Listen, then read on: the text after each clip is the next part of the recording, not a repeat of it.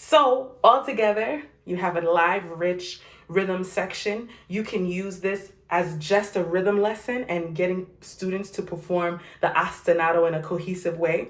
You can use it as a laying that down and then put vocals over it, teaching a Haitian folk song like Tonton Buki, Wangol.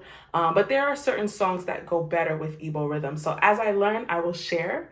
I hope this was helpful. Please, comment below. If you need any help with anything, you can send me an email. You can leave a comment.